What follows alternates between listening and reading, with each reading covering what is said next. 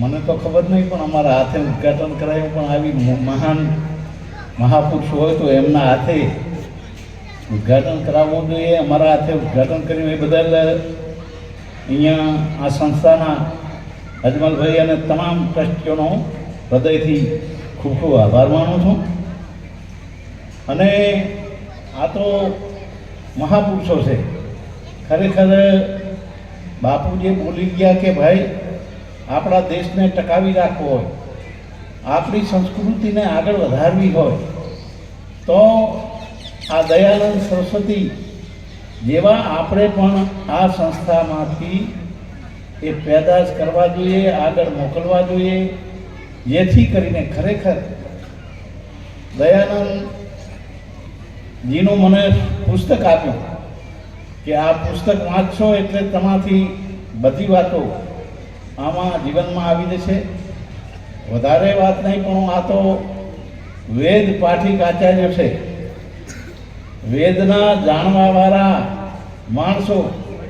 એટલે આપણે અહીંયા વેદાની વાત કરીએ તો ટૂંકા પડીએ, પણ કીધું છે કે 4 વેદ સો શાસ્ત્ર में बात लिखी है दोई, सुख देता सुख उपदे, दुख देता दुख હોય. આવું આ વેદોનું એ વાંચન અને વેદોને પૂરેપૂરા જાણવાવાળા મહાપુરુષો બેઠા છે. અને ખરેખર એ બોલતા તો એમના અંતરમાંથી વાત આવતી હતી બિલકુલ કે ભાઈ આ દેશ માટે જ્યારે તકલીફ કેટલી પડી એક મહર્ષિ દયાનંદ સરસ્વતીને કે લોકોએ મારવાના કાવતરા કર્યા, આ કરી તે કરી, પણ એમાં ટ્રસ્ટના મસ ના થયા. કારણ કે એમને ખ્યાલ હતો કે મારે કાંઈક કરવું હોય તો લોકો તો કહે. એટલે આવી આ સંસ્થા ખરેખર બાબુ, આ સંસ્થા અમારા આ છેવાડાનો રણકાંઠાનો વિસ્તાર અને ખારા સમંદરમાં મીઠી એક વેરડી, એમાં 18 આલમના લોકો આવી અને બાળકો એમના પોતાના અહીંયા એ એમની કૌશલ કાર્ય બતાવીને કંઈક આગળ વધે છે. પણ આજનો જે આ પ્રોગ્રામ છે ખરેખર એક અનેરો પ્રોગ્રામ છે. ત્રિવેણી સંગમ કહેવાય. 3 મહાપુરુષો અહીં બેઠા અને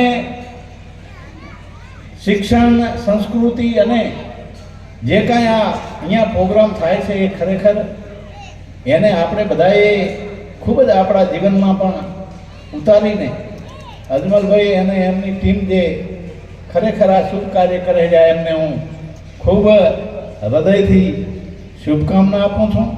અને અમારાથી જે કાંઈ બને એટલી આ સંસ્થામાં મને વાત કરજો તો અમે પણ આપને મદદ થવા વિનંતી. વધારે તો વાત નહીં કરું, પણ અહીંયાનું અમારું સન્માન કર્યું, સ્વાગત કર્યું એ બદલ આપનો સર્વનો આભાર માની અને એક વાત ચોક્કસ કહી કે મનુષ્ય જીવન મળ્યું છે ભલા માણસ તો કાંઈક એવું કાર્ય કરીએ.